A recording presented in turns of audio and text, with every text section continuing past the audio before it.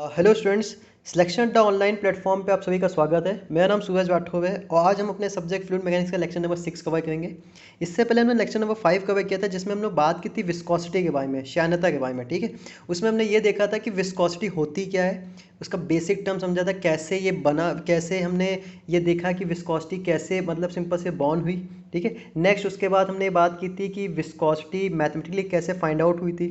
ठीक है, आज हम लोग उसी को ही आगे प्रोसीड करेंगे, कुछ और टर्म्स है उसके बारे में सीखेंगे। ठीक है, और हमने बताया भी था कि एक और विस्कोसिटी, एक काइनेमेटिक विस्कोसिटी वाले एक और नाम से आपने जानते काइनेटिक, वो क्या है उसके बारे में हम लोग देखेंगे। ठीक है, तो देखिए स्टूडेंट्स, जब हमने बात की थी विस्कोसिटी की, तो विस्कोसिटी में मैंने जब पढ़ा था तो मैंने बताया था कि जो सॉलिड होता है, सॉलिड पे अगर हम कोई भी टेंजेंशियल फोर्स लगाते हैं, अगर एक डायरेक्शन पे मान लेते हैं, यहाँ पर कहीं फिक्स कर देते हैं। ठीक है, मान लेते हैं ये सॉलिड था, यहाँ पर मैंने इसको फिक्स कर दिया और इस पर इस डायरेक्शन पर मैं फोर्स लगाया था, तो मैंने देखा था कि सॉलिड में जितना आप अमाउंट पे फोर्स लगाते थे उतना ही फिक्स डिफॉर्मेशन होता था, और जैसे ये फोर्स को हटा देते थे ये वापस अपनी पोजीशन पे रिगेन हो जाता था। ठीक है, मतलब यहाँ पर मैंने बताया था कि यहाँ पर हुक्स साहब ने ये बोला था कि जो भी स्ट्रेस था वो डायरेक्टली प्रोपोर्शनल था उसके स्ट्रेन के। ठीक है, बट जब हम फ्लूइड की स्टडी कर रहे थे तो फ्लूइड पे हमने जब स्ट्रेस दी लगाया, उस पर शेयर स्ट्रेस लगाया, तो हमने देखा कि बॉडी डिफॉर्म तो हो गई, लेकिन डिफॉर्म होने के बाद तो जैसे ही फोर्स हटाया वो बॉडी वापस अपनी पोजीशन पर ना आके वो कॉन्टिन्यूस डिफॉर्मेशन पे होने लगी। कि हाँ, हो गई कॉन्टिन्यूस डिफॉर्मेशन। इसका मतलब जो उसका डिफॉर्मेशन था वो टाइम के साथ धीरे धीरे चेंज होता जा रहा था। ये मैंने बात की थी। इसका मतलब वहाँ पर हुक्स लॉ तो वैलिड नहीं होगा, है ना। हुक्स लॉ कहीं वैलिड हो, क्योंकि हुक्स ने तो ये कहा था ना कि जो भी स्ट्रेस होगा डायरेक्टली प्रोपोर्शनल होगा स्ट्रेन के। बट यहाँ पर हमने देखा कि जो भी स्ट्रेस लगाए थे वो डायरेक्टली प्रोपोर्शनल था उसके स्ट्रेन के वेट पे। मतलब कि जो भी डिफॉर्मेशन हुआ था वो समय के साथ उसका चेंज हो रहा था। हम फोर्स लगाएं, हटाएं, हटाने के बाद भी वो देखो तो वो डिफॉर्म ही करता जा रहा था कॉन्टिन्यूसली। ओके, तो ये क्यों हो रहा था, ये इसके लिए यहाँ पर हुक्स लॉ तो नहीं होगा, तो कोई नया लॉ बनेगा, जो मैंने अभी बात पिछले स्लाइड में की भी थी। तो वो कौन सा लॉ था, उसका नाम था न्यूटन्स लॉ ऑफ विस्कोसिटी। क्या था, न्यूटन्स लॉ ऑफ विस्कोसिटी। तो न्यूटन साहब ने, देखिए यही न्यूटन साहब ने यही तो बोला था कि उन्होंने एक्सपेरिमेंट किया था, उन्होंने ये बताया था कि जो भी आप फ्लूइड पे आप इस शियर स्ट्रेस लगाते हैं, अगर ये मान लेते हैं ये सरफेस है, इस सरफेस पे ये फ्लूइड का एलिमेंट है, इसके वाइड डिस्टेंस पे अगर आप शियर स्ट्रेस लगाते हैं, ठीक है, वाइड डिस्टेंस पे शियर स्ट्रेस लगाते हैं, तो वो शियर स्ट्रेस डायरेक्टली प्रोपोर्शनल होता था उसके रेट ऑफ शियर स्ट्रेन के, या रेट ऑफ एंगुलर डिफॉर्मेशन के, या आप कह सकते हो वेलोसिटी ग्रेडियंट के। तो मैं यहाँ ये कह सकता हूँ ना कि ये किसके डायरेक्टली प्रोपोर्शनल है, D theta upon D T के, d theta upon D t. जबकि हुक्स लॉ में जो भी आप शेष लगो डायरेक्टली प्रोपोर्शनल उसके सी, वो सिर्फ किसके, एंगुलर डिफॉर्मेशन। यहाँ लेकिन रेट क्या है, मतलब यहाँ पे तो कॉन्टिन्यूसली डिफॉर्मेशन हो गया। ठीक है, तो यही बात न्यूटन्स लॉ ऑफ विस्कोसिटी ने बोली थी, मतलब न्यूटन साहब ने बोली थी। ठीक है, इसी को ही बोलते हैं हम लोग न्यूटन्स लॉ ऑफ विस्कोसिटी। तो यहाँ पे ये था कि tau is directly proportional d theta upon D t और is directly proportional d you upon D y. ये हमने प्रूव भी किया था कि d theta upon D T is equal to d you upon D y, हमने prove भी किया था जब हमने एलिमेंट लिए थे। ओके, ठीक है, अब यहाँ से जब प्रोपोर्शनलिटी का साइन हटाएंगे तो भाई कुछ ना कुछ प्रोपोर्शनलिटी कांस्टेंट आएगा। वो प्रोपोर्शनल कांस्टेंट आपका कहलाता था विस्कोसिटी, एब्सोल्यूट विस्कोसिटी, या हम लोग डायनामिक विस्कोसिटी भी बोल सकते हैं। ओके, ये प्रोपोर्शनली कांस्टेंट था। ठीक है, अगर ध्यान देखो तो यहाँ पे जो इसकी इक्वेशन है, ये इक्वेशन कुछ स्ट्रेट लाइन जैसी इक्वेशन नहीं हुई, y equal to M X के। ठीक है, यहाँ पे y डिनोट कर रहा है टाउ, x डिनोट कर रहा है D you upon D Y, और m डिनोट कर रहा है इसका म्यू। ठीक है, मतलब m यहाँ पर क्या है, m है y और x में बनने वाले ग्राफ का स्लोप। ठीक है, बनने मतलब y और x के बीच में जो ग्राफ बनेगा या स्ट्रेट लाइन जो भी लाइन बनेगी उसका ये स्लोप है। तो ये तो अभी स्ट्रेट लाइन इक्वेशन, इसका मतलब ये अगर ये y है ये x है, तो इनके बीच का जो स्ट्रेट लाइन है उसका स्लोप ये क्या कहलाएगा, m, जो कि आपका tan थीटा के इक्वल हो जाएगा। ठीक है, यहाँ थीटा में चेंज कर लेंगे उसको, है ना। तो यहाँ पे जो म्यू होगा, म्यू भी क्या होगा, म्यू होगा टाउ और D you upon D Y के बीच में बनने वाली स्ट्रेट लाइन का स्लोप होगा। तो जैसे यहाँ पर मैंने लिखा हुआ है, देखिए ये टाउ हो गया, ये D you upon D Y है, इनके बीच में जो स्ट्रेट लाइन ये भी बता रहा है, इसके बीच के जो स्लोप होगा यही आपको क्या देगा, ये आपको देगा विस्कोसिटी। जो भी आपका मटेरियल हो, जैसे यहाँ वाटर लिए तो वाटर का हो जाएगा। ठीक है, इसी तरह ऑयल का निकाल लेते हैं, एयर का निकाल लें। तो अब बात आती है कि अगर मान लेते हैं मेरे पास एक कंडीशन है कि ऑयल का अगर ज़्यादा है, ठीक है, विस्कोसिटी, वाटर फिर कम है और एयर का उससे कम है, तो इनका ग्राफ अगर मुझे प्लॉट करना होगा तीनों, तो मैंने प्लॉट कर सकते हैं। क्योंकि भाई देखिए इसका स्लोप ज़्यादा होगा, तो इसका स्लोप हमको ज़्यादा बनाना पड़ेगा, इसका स्लोप उससे कम होगा तो उससे कम, इसका सबसे कम तो इसका स्लोप कम करना पड़ेगा। ठीक है, तो ये इस तरह का आपका कैसा रिलेशनशिप है, लीनियर रिलेशनशिप है। कैसा है, लीनियर। और ये वैलिड भी जब ही होगा, कब, लीनियर के लिए ही वैलिड होगा। ठीक है, मतलब प्रोफाइल हमारी कैसी होनी चाहिए, लीनियर प्रोफाइल होनी चाहिए, तभी ये वैलिड भी होगा। आपको मैंने बताया था भाई, जब हम लोगों ने बात की थी कि वाई और एक्स और यू डायरेक्शन पे, मैंने बताया था कि वेलोसिटी प्रोफाइल पैराबोलिक बनती है। ये सच बात भाई, पैराबोलिक ही बनती है। बट ये लॉ लगाते हैं वो सिर्फ लीनियर इक्वेशन के लिए लगाते हैं। तो ये कब लगेगा वो बात हम लोग बाद में करेंगे। इसके बाद हम लोग पढ़ेंगे linearization of Newton's law of viscosity, तब हम लोग बात करेंगे। ठीक है, और वेलोसिटी प्रोफाइल पैराबोलिक ही क्यों बनती है ये हम लोग बात करेंगे जब हम लोग बाउंड्री लेयर की स्टडी करेंगे, वहाँ पर बात करेंगे। ओके, तो अभी इसको थोड़ा होल्ड पे रखिए, बाद में हम लोग समझेंगे इसको। ठीक है, बस इतना समझ जाइए कि जो वेलोसिटी प्रोफाइल बनेगी वो पैराबोलिक बनेगी, लेकिन ये लॉ जो बनेगा वो वैलिड होगा, वो लीनियर इक्वेशन के लिए ही वैलिड होगा। ओके, लीनियर के लिए ही वैलिड होएगा। ठीक है, जैसे यहाँ पर मैंने लीनियर बनाया हुआ है। ठीक है, नेक्स्ट आता है, आप देखिए लगभग के अबाउट आपको मैं बताऊँ 70% जो भी फ्लूइड आते हैं वो सब न्यूटोनियन फ्लूइड में आता है। अब न्यूटोनियन फ्लूइड क्या होता है सबसे पहली बात। ठीक है, जो भी फ्लूइड आपका न्यूटन्स लॉ ऑफ विस्कोसिटी को फॉलो करेगा वो फ्लूइड कहलाएंगे न्यूटोनियन फ्लूइड। जो लॉ इस लॉ को फॉलो नहीं करेगा वो नॉन न्यूटोनियन फ्लूइड होंगे। ये भी बात आगे करेंगे। ठीक है, चलिए नेक्स्ट देखते हैं। नेक्स्ट आता है, अभी देखिए अगर दोनों लॉ को आप कंपेयर करें, हुक्स लॉ सॉलिड के लिए और Newton law of viscosity fluid के लिए, तो दोनों में देखिए सिमिलैरिटीज बहुत सारी हैं। जैसे यहाँ देखिए stress is directly proportional to strain था, यहाँ पे क्या था, स्ट्रेस जो डायरेक्टली प्रोपोर्शनल किसके था, रेट ऑफ शेयर स्ट्रेन, क्योंकि यहाँ फिक्स डिफॉर्मेशन था, यहाँ कॉन्टिन्यूस डिफॉर्मेशन था। ओके, यहाँ से अगर प्रोपोर्शनलिटी साइन हटाते थे तो हमें मिलता था मॉडुलस ऑफ इलास्टिसिटी, जो बताता था कि सॉलिड कितना रेजिस्ट कर सकता है फोर्स को। ठीक है, सिंपल सी बात ये बताता है। यहाँ पर ये इनका प्रोपोर्शनलिटी साइन आ जाएगा, विस्कोसिटी यहाँ पर भी तो यही बताएगा कि कितनी एनर्जी देनी पड़ेगी फ्लूइड को फ्लो कराने में। एक्चुअली में विस्कोसिटी यही तो है भाई, अगर किसी भी फ्लूइड की विस्कोसिटी ज़्यादा होगी तो उसको मुझे फ्लो करने में उतनी ज़्यादा एनर्जी देनी पड़ेगी। और किसी भी सॉलिड का अगर मॉडुलस ऑफ इलास्टिसिटी ज़्यादा है तो उसको डिफॉर्म करने में मुझे बहुत ज़्यादा फोर्स देना पड़ेगा। बात समझे, ये दोनों में सिमिलैरिटी हैं। ओके, बस खाली इतना याद रखिए कि यहाँ रेट ऑफ शेयर स्ट्रेन होता है, यहाँ पर फिक्स्ड स्ट्रेन होता है, मतलब यहाँ फिक्स्ड डिफॉर्मेशन, यहाँ कॉन्टिन्यूस डिफॉर्मेशन। ओके, ठीक है, नेक्स्ट एक और टर्म देखिए, न्यूटोनियन फ्लूइड वो भी फ्लूइड होता है जिस फ्लूइड की विस्कोसिटी फ्लो के दौरान चेंज नहीं होती है।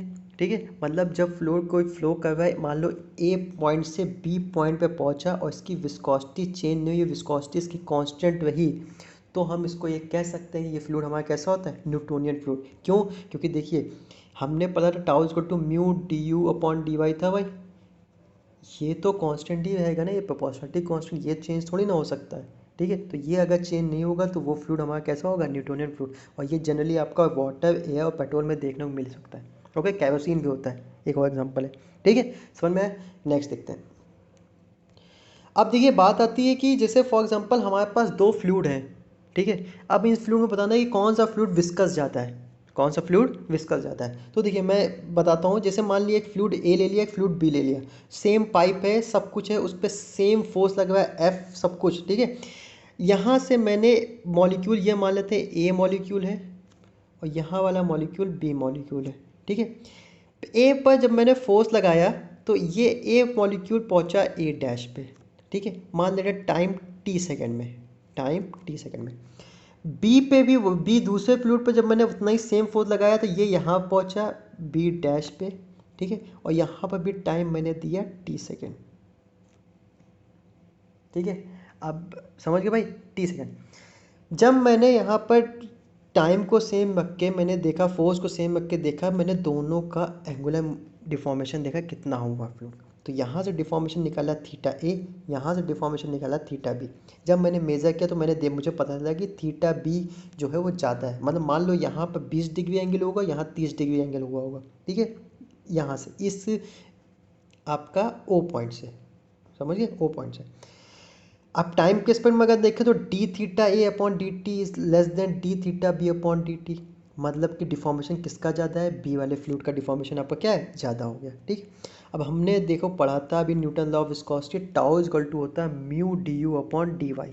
ठीक है, और हमने ये भी पढ़ा था कि जो D you upon D Y होता है वो होता है D theta upon D T के बराबर, ये हमने प्रूव भी किया था पिछले लेक्चर में। ठीक है, तो मैं यहाँ से कह सकता हूँ, अब देखिए फोर्स यहाँ पर मैंने सेम दे रखा है, तो यहाँ से अगर म्यू की वैल्यू निकालो तो म्यू की वैल्यू आ जाएगी tau upon D you upon D Y, लिख सकता हूँ tau upon D you upon D Y लिख सकता हूँ।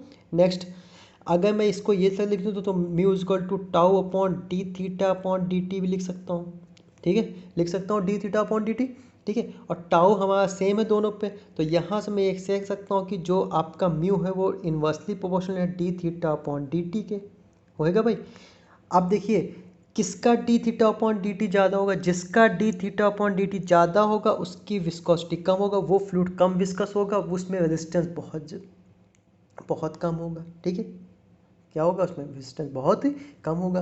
तो अब देखते हैं भाई, यहाँ पर हमने देखा कि भाई डी थीटा अपॉन डी, इसका आपका क्या है भाई, इसका ज़्यादा था एंगुलर डिफॉर्मेशन, तो इसकी विस्कोसिटी क्या होगी, कम होगी। तो ए की विस्कोसिटी देखिए ज़्यादा हो गई, इसका मतलब ये ज़्यादा विस्कस है, ये कम विस्कस है। तो जिसका फ्लूइड का डिफॉर्मेशन बहुत तेज़ी से होगा उसमें विस्कोसिटी बहुत कम होगी।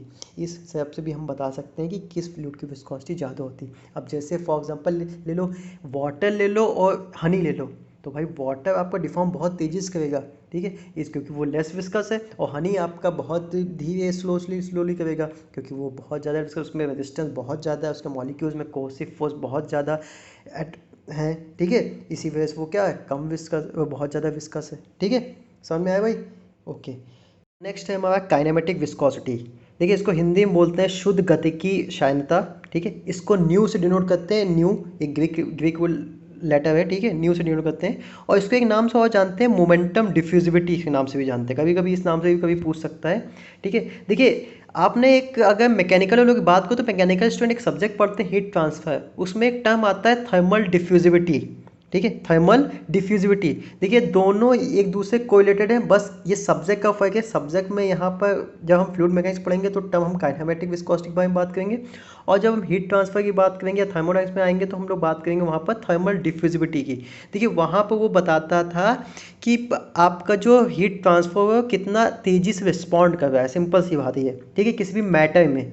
और यहाँ पर ये काइनेमेटिक विस्कोसिटी भी बिल्कुल सेम वही बता रहा है, बस अभी आगे हम लोग बात करेंगे कैसे क्या है क्या, ठीक है। तो सबसे पहले बेसिक हम लोग समझ जाते हैं कि इसका फॉर्मूला क्या है या फिर डिफाइन क्या करता है। तो देखिए डिफिनेशन इसका कोई एक एग्जैक्टली कोई डिफिनेशन है नहीं, अभी हम जब समझाएंगे कि दोनों में डिफरेंस क्या होता है तो आपको समझ में आ जाएगा। तो अभी अगर देखें तो काइनेमेटिक विस्कोसिटी जो होता है ये रेशो होता है आपका डायनेमिक विस्कोसिटी और डेंसिटी, जो भी सब्सटेंस है, ठीक है, दोनों सब्सटेंस सेम होना चाहिए। ये नहीं कि भाई डायनेमिक विस्कोसिटी किसी और सब्सटेंस का ले लिया और डेंसिटी किसी और सब्सटेंस का ले लिया, ये नहीं करना है। यहाँ पर दोनों सब्सटेंस सेम होने चाहिए कि डायनेमिक विस्कोसिटी और डेंसिटी का रेशियो होता है। तो यहाँ पर मैंने लिख लिया म्यू अपॉन रो, ये आपका काइनेमेटिक विस्कोसिटी का फॉर्मूला है। अगर यहाँ से यूनिट की बात करूँ तो भाई डेंसिटी की यूनिट होती है न्यूटन सेकंड पर मीटर स्क्वायर, ठीक है, रो की यूनिट होती है केजी पर मीटर स्क्वायर। अगर यहाँ से मैं इसको सॉल्व करता हूँ, न्यूटन को भी खोल लेता हूँ केजी पर मीटर पर सेकंड स्क्वायर में, और यहाँ सेकंड कट गया तो यहाँ जो मेरी यूनिट बनेगी वो बनेगी मीटर स्क्वायर पर सेकंड, ठीक है, ये होगी इसकी एमकेएस। ये यूनिट पूछी गई एसएससी जेईई में, ठीक है, शायद गेट पे भी एक बार पूछा गया है। अगर इसके डायमेंशन की बात करूँ तो देखिए डायमेंशन एल एम का एल स्क्वायर हो जाएगा, t-1 टी ऊपर चला जाएगा। और इसकी सीजीएस यूनिट की बात करूँ तो सीजीएस में इसको चेंज कर दें 10⁴ सेंटीमीटर स्क्वायर सेकंड हो जाएगा, ठीक है। इसी को बोलते हैं हम लोग एक स्टोक, ठीक है। तो 1 सेंटीमीटर स्क्वायर सेकंड को बोलते हैं 1 स्टोक। और ये स्टोक इसलिए दिया गया, एक साइंटिस्ट थे स्टोक, उनके नाम पर दिया गया, उन्होंने इसके बारे में बताया था, ठीक है, इसी उन्हीं के नाम पर स्टोक दिया गया था। तो एक स्टोक बराबर होता है 10⁻⁻⁴ मीटर स्क्वायर पर सेकंड। ये याद कर लीजिएगा भाई, यूनिट पूछते हैं हमेशा, कन्वर्जन बहुत पूछा जाता है भाई, ठीक है, तो प्लीज़ इसको याद कर लीजिएगा, ठीक है। तो ये तो छोटा सा काइनेमेटिक विस्कोसिटी है, बट हम बात ये आती है कि हम क्यों पढ़ रहे हैं। जब हमारे पास एक थी विस्कोसिटी तो हम अलग नाम से क्यों पढ़ लें, ठीक है। हमने जो निकाला था डायनेमिक विस्कोसिटी तो वही पढ़ते ही इसको क्यों पढ़ा गया। देखिए ये स्टडी का फ़र्क है कि हम बात करते हैं dynamic viscosity versus kinematic viscosity. अगर किसी से इनका डिफरेंस पूछो तो सबसे पहले तो इनके नाम के हिसाब से इनका डिफरेंशिएशन आपको समझ में आ जाता है, ठीक है। देखिए नाम यहाँ पर डायनेमिक आ रहा है, यहाँ काइनेमेटिक आ रहा है। आपको पता है सबसे पहले दोनों में सिमिलैरिटी ये होगी कि यहाँ पर सबसे पहले तो मोशन होगा, ठीक है, क्या होगा, मोशन होगा फ्लूइड का। और आपको पता है मोशन होगा तो वहाँ विस्कोसिटी जरूर होगी, अगर मोशन नहीं हो तो विस्कोसिटी इसकी जीरो हो जाएगी, ठीक है, पहली बात ये। दूसरी बात, तो अब डिफरेंस क्या है, मैंने बताया था कि डायनेमिक में क्या होता है भाई, अगर मोशन आपका होगा तो वो किसकी हेल्प से होगा, by the action of external force, बाहरी बल के कारण उसमें मोशन होगा, वो कंडीशन आपकी कहलाती थी डायनेमिक। ठीक है। काइनेमेटिक की बात करूँ तो काइनेमेटिक में हम लोग क्या कहेंगे, फ्लूइड का या मैटर का मोशन तो होगा लेकिन फोर्स आपका कंसिडर नहीं किया जाएगा, फोर्स एक्शन में नहीं होगा, सिर्फ और सिर्फ बात हम लोग किसकी कहेंगे, मोशन की। मतलब ये बात समझ में आ गई कि इस वाले टर्म की जब स्टडी करेंगे तो यहाँ फोर्सेस होंगे और इस टर्म की स्टडी करेंगे तो यहाँ फोर्सेस कंसिडर नहीं किए जाएंगे। ओके, ये तो बेसिक टर्म था, आप किसी भी स्टूडेंट को बताएं वो नाम से इसी यही बता देगा। ठीक है। बट अगर आप इंटरव्यू में होंगे तो इंटरव्यू में अगर आप ये बताएंगे तो वो सेटिस्फाई नहीं होंगे, वो आप इससे सेटिस्फाई नहीं होंगे, थोड़ा सा और एलेबरेट करके बताना पड़ेगा। ठीक है, तो वो भी देखते हैं और हम बेसिक तो प्रैक्टिकल एग्जाम्पल से सीखेंगे। ठीक है, देखो सबसे पहले आते हैं डायनेमिक विस्कोसिटी के। देखिए डायनामिक विस्कोसिटी बताती है क्या, ये ध्यान समझिए। डायनामिक विस्कोसिटी बताती है कि अगर किसी फ्लूइड को किसी सर्टेन रेट से हमें फ्लो करवाना है, किसी फ्लूइड को किसी सर्टेन रेट से अगर हमें फ्लो करवाना है तो उसको फ्लो करवाने के लिए हमें कितने अमाउंट का फोर्स की ज़रूरत पड़ेगी, इसकी स्टडी कहलाती है डायनामिक विस्कोसिटी। ये इन्फॉर्मेशन कौन देता है, डायनामिक विस्कोसिटी। ओके, फिर से सुन लो, किसी भी फ्लूइड को किसी सर्टेन रेट से फ्लो करवाने के लिए कितने अमाउंट का फोर्स की ज़रूरत पड़ेगी, इसकी इंफॉर्मेशन आपको देता है डायनामिक विस्कोसिटी। ओके, इसकी इंफॉर्मेशन कौन देगा, डायनामिक विस्कोसिटी। जैसे फॉर एग्जांपल हमने एक एग्जांपल दिया, एक सिरिंज लो। ठीक है, सिरिंज जानते हैं ना भाई, सिरिंज के जो आपका पिस्टन और प्लेंजर के सिलेंडर का अरेंजमेंट जो होता है, सिरिंज में एक सिरिंज में रख लो, सेम सिरिंज लेना, एक सिरिंज में रख लो पानी और एक सिरिंज में रख लो हनी, फिल कर लो, सेम हाइट सब कुछ सेम है। अब आपने देखा कि आपको एक रेट मेंटेन करना है। ठीक है, सेम रेट से फ्लो करवाना है सिरिंज पे, तो मान ले वाटर को हम सेम रेट से मान लो 10 आप समझ लो मीटर क्यूब पर सेकंड इस रेट से कर लेते हैं। ठीक है, 10 मीटर क्यूब प्रति सेकंड की दर से आपको वाटर को मूव करना है और 10 मीटर क्यूब प्रति सेकंड से हनी को भी मूव करना है। अब आप खुद दिमाग में सोचो किसमें सबसे ज़्यादा आपको फोर्स लगाना पड़ेगा, हनी को, क्योंकि वो बहुत ज़्यादा विस्कस उसमें प्रैक्टिकली आप पॉसिबल है, आप देखिए आपको फोर्स ज़्यादा लगाना पड़ेगा। ठीक है, आपको खुद समझ में आएगा कि हाँ हनी में मुझे अगर सेम रेट से फ्लो कराना है तो उसमें मुझे फोर्स ज़्यादा देना पड़ेगा। तो वो जो इन्फॉर्मेशन आपको मिलेगी तो आप क्या बोलोगे कि हनी की डायनेमिक विस्कोसिटी बहुत ज़्यादा है क्योंकि यहाँ हमको फोर्स बहुत देना पड़ रहा है सेम रेट से मूव करने के लिए। ओके, ठीक है। नेक्स्ट आता है काइनेमेटिक। ठीक है, देखो काइनेमेटिक समझिए, काइनेमेटिक ये बताता है कि किसी भी फ्लूइड पे को मूव करने के लिए सर्टेन अमाउंट पे जो फोर्स, या सिंपल बात है किसी भी फ्लूइड कितनी तेज़ी से मूव कर रहा है अगर उस पर certain amount of force apply किया गया तो। बात समझे कि कोई भी फ्लूइड कितनी तेज़ी से मूव कर रहा है या कितनी तेज़ी से रिस्पॉन्स कर रहा है। ठीक है, मूविंग में। ठीक है, अगर सर्टेन अमाउंट ऑफ फोर्स लगाया गया, अब यहाँ मैंने जो सर्टेन अमाउंट ऑफ फोर्स जो बात कर रहा हूँ ये क्या है, ये एक्चुअली में फोर्स हम कोई एक्सटर्नल नहीं लगा रहे हैं, ये force automatically with the help of gravity लग रहा है। ठीक है, तो अब ग्रेविटी तो दो मान लेते हैं, अगर मैं कंपैरिजन करूंगा दो फ्लूइड का तो दोनों पे ग्रेविटी सेम लगेगी। ठीक है, क्योंकि मैं अर्थ पे कंपैरिजन कर रहा हूँ, अर्थ पे ग्रेविटी दोनों पे सेम लगेगी। अब दोनों पे सेम लगने पे दोनों का रिस्पॉन्ड कैसा है ये बताएगा आपका काइनेमेटिक विस्कोसिटी। जैसे एग्जाम्पल, प्रैक्टिकल एग्जाम्पल आप ये घर में करके देखिएगा, 2 गिलास ले लीजिए, एक गिलास में डालिए पानी और एक गिलास सेम हाइट तक एक गिलास में डालिए हनी। ठीक है, आप देखिएगा पानी अपने आप को बहुत जल्दी एडजस्ट कर लेगा, उस गिलास का बहुत जल्दी से शेप ले लेगा, लेकिन जब हनी को आप डालोगे तो गिलास का शेप लेने में उसको थोड़ा सा टाइम लगेगा, कुछ माइक्रो सेकेंड लगेगा लेकिन लगेगा। ओके, तो ये बताता है कि काइनेमेटिक विस्कोसिटी किसकी ज़्यादा है किसकी कम है, ये आपको कौन इन्फॉर्मेशन देगा, काइनेमेटिक विस्कोसिटी। तो सिर्फ और सिर्फ देखो हमने सिर्फ और सिर्फ किसकी बात की है, मोशन की बात की है। तो जब मोशन की सिर्फ और सिर्फ बात करेंगे, फोर्स वहाँ पर सर्टेन फोर्स कंसिडर नहीं किया, एक्सटर्नल फोर्स कोई भी कंसिडर नहीं किया जाएगा, कितनी तेज़ी से रिस्पॉन्स कर रहा है फ्लूइड, वो कंडीशन आपको बताएगा काइनेमेटिक विस्कोसिटी। और डायनेमिक विस्कोसिटी बताएगा कि आपको किसी फ्लूइड को किसी सर्टेन रेट से फ्लो कराना है तो उसके लिए कितने अमाउंट ऑफ फोर्स की ज़रूरत पड़ेगी, इसकी इंफॉर्मेशन आपको कौन देगा, डायनेमिक विस्कोसिटी। ओके, ये आप आई होप कि इतना समझ में आया होगा। ठीक है, बात आती है कि लोग कहते हैं कि काइनेमेटिक विस्कोसिटी में कोई भी फोर्स नहीं लगता है। गलत है भाई, यहाँ पर एक फोर्स हमेशा रहेगा, वो रहेगा ग्रेविटी। ठीक है, क्योंकि आप देखिए जो भी ग्लास में हम फ्लूइड डाल रहे हैं वो सेटल भी तो किसकी हेल्प से हुआ था भाई, ओन वेट के कारण, जिस पर ग्रेविटी लग रहा था। बस यहाँ पर ये बात करते हैं कि यहाँ एक्सटर्नल फोर्स कोई भी अप्लाइड नहीं करते, यहाँ पर एक्सटर्नल फोर्स आपको अप्लाइड करना पड़ता है, तभी तो आप मेजरमेंट करोगे दोनों का। ओके, तो भाई आपको मैं बता दूं, ये आपका काइनेमेटिक विस्कोसिटी इसलिए इंपॉर्टेंट कि ऑयल इंडस्ट्रीज में बहुत ज़्यादा इंपॉर्टेंट है। ठीक है, जितने भी लुब्रिकेंट्स बनते हैं वहाँ पर इसी की स्टडी करते हैं हम लोग कि कितनी तेज़ी से कोई भी फ्लूइड रिस्पॉन्स कर सकता है। ओके, समझ में आ गया। और डायनेमिक विस्कोसिटी हम लोग डायरेक्टली मेज़र कर सकते हैं, ईजिली मेज़र कर सकते हैं हम लोग। अभी हम लोग बताएंगे किससे मेज़र करेंगे। ठीक है, समझ में आ गया भाई कि दोनों में डिफरेंस क्या होता है। नेक्स्ट एक चीज़ और देखो, दो फ्लूइड की सेम डायनामिक विस्कोसिटी हो सकती है। मान लेते हैं फ्लूइड ए है, फ्लूइड बी है, इन दोनों की डायनामिक विस्कोसिटी सेम हो सकती है, बट इनकी काइनेमेटिक विस्कोसिटी सेम नहीं हो सकती। इनकी काइनेमेटिक विस्कोसिटी सेम नहीं हो सकती, इनकी डिफरेंट हो सकती काइनेमेटिक से। मतलब कि इसकी काइनेमेटिक विस्कोसिटी और इसकी काइनेमेटिक विस्कोसिटी दोनों की अलग हो सकती है। क्यों? क्योंकि दोनों की डेंसिटीज़ भी डिफरेंट होंगी। बात समझे भाई? ठीक है, समझ गए। तो ये डिफरेंस होता है दोनों में। ओके, एक बात और, आप देखिए क्यों नहीं हो सकती। देखिए सिंपल सी बात, देखिए जैसे फॉर एग्जांपल आपको पता है जो ये फॉर्मूला होता है काइनेमेटिक विस्कोसिटी, वो होता है म्यू अपॉन वो डायनेमिक विस्कोसिटी अपॉन डेंसिटी। अगर सेम फोर्स किसी दो फ्लूइड पर लग रहे हैं, ठीक है, किसी दो फ्लूइड पर सेम फोर्स लग रहा है तो उसकी डायनेमिक विस्कोसिटी तो सेम रहेगी। ठीक है, लेकिन उनकी डेंसिटी चेंज होगी। अगर डेंसिटी उसकी बढ़ती है तो ये कम होगा, अगर ये घटती है तो ये बढ़ेगा।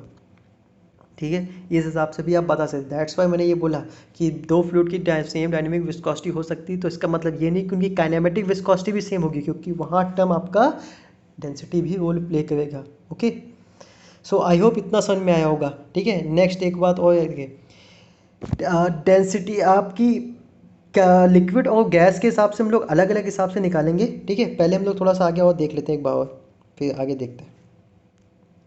हाँ, क्या हम विस्कोसिटी को मेज़र कर सकते हैं? तो यस, विस्कोसिटी को हम लोग मेज़र कर सकते हैं। उसका वो सेपरेटस का नाम है विस्कोमीटर। ठीक है, और डिफरेंट डिफरेंट टाइप्स के विस्कोमीटर होते हैं। मैंने यहाँ तो 3 ही लिखे हुए हैं, 3 इंपॉर्टेंट लिखे हैं, बाकी 7-8 टाइप के होते हैं विस्कोमीटर। ठीक है, अलग अलग फ्लूइड के लिए भी मेज़र करते हैं, अलग अलग टाइप की तरह भी मेज़र कर सकते हैं। ठीक है, तो इसमें जो सबसे इंपॉर्टेंट है वो है रोटेशनल विस्कोमीटर। ठीक है, ये एक्चुअली में यही आपका डायनेमिक विस्कोसिटी मेज़र करता है। ये मेज़र कैसे करते हैं, इसमें हम ये बताते हैं कि कितने अमाउंट का मुझे फोर्स लगाना पड़ रहा है फ्लूइड को फ्लो कराने के लिए, वही फोर्स हम एक्चुअली में कैलकुलेट करते हैं, उससे हम लोग बताते हैं कि यहाँ इतनी विस्कोसिटी है। समझ गए? तो ये रोटेशनल विस्कोमीटर है, तो ये याद कर लिएगा कि ऑब्जेक्टिव पॉइंट ऑफ व्यू से इंपॉर्टेंट है। ठीक है, समझ में आ गया। अब बात आती है कि जो विस्कोसिटी है वो कंडीशन के हिसाब से क्या चेंज होगी। तो जी हाँ, कंडीशन के हिसाब से, कंडीशन मतलब टेम्परेचर और प्रेशर के हिसाब से विस्कोसिटी पे क्या इफेक्ट पड़ेगा। और दोनों विस्कोसिटी की बात करेंगे, डायनेमिक की भी बात करेंगे और काइनेमेटिक की भी बात करेंगे। ठीक है, एक एक करके। ठीक है, चलो नेक्स्ट आता है effect of temperature and pressure on viscosity. तो सबसे पहले हम लोग डायनेमिक विस्कोसिटी की बात करेंगे और इफेक्ट देखेंगे टेम्परेचर के बेस क्या होता है डायनेमिक विस्कोसिटी पे। देखिए, तो विस्कोसिटी फ्लूइड है तो लिक्विड और गैस अलग अलग देखेंगे। तो लिक्विड में आपने जब भी टेम्परेचर बढ़ाओगे तो उसकी विस्कोसिटी डिक्रीज होगी।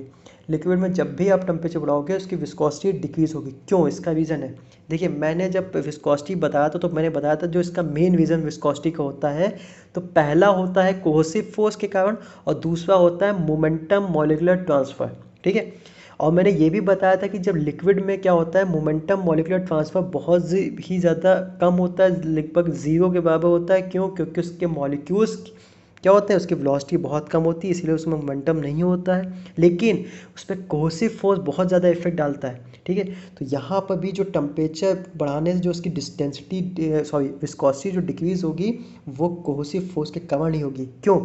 क्योंकि जैसे ही हम टेम्परेचर बढ़ाएंगे, ठीक है, टेम्परेचर बढ़ाने से कोहेसिव फोर्स के बीच जो दो मॉलिक्यूल्स के बीच में अट्रैक्शन फोर्स होगा वो क्या हो जाएगा, कम होने लगेगा।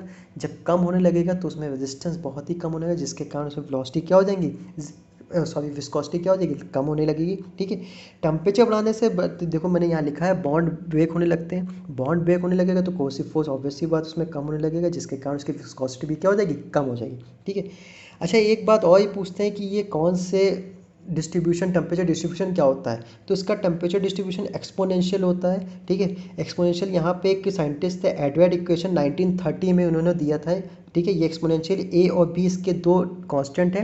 ये दो पैरामीटर्स के हिसाब से इक्वेशन डिफाइन की गई, तीन पैरामीटर्स के हिसाब से इक्वेशन भी होती है, फोर पैरामीटर्स के हिसाब से भी इक्वेशन होती है, लेकिन जो डिस्ट्रीब्यूशन होता है वो एक्सपोनेंशियली होता है। ठीक है, ये जब आप आगे रिसर्च करेंगे तब आप बहुत अच्छे से पढ़ेंगे। अभी मैंने बता दिया है कि यहाँ पर जो भी लिक्विड का विस्कोसिटी बढ़ेगा जो घटेगा उसका जो डिस्ट्रीब्यूशन होता है वो एक्सपोनेंशियली होता है। ठीक है, तो यहाँ मैंने भी टेम्परेचर बढ़ाया है तो विस्कोसिटी इसकी कम हुई, तो कैसी हुई, एक्सपोनेंशियल डिक्रीज हो गई है। ओके, चलिए नेक्स्ट आते हैं गैस पे।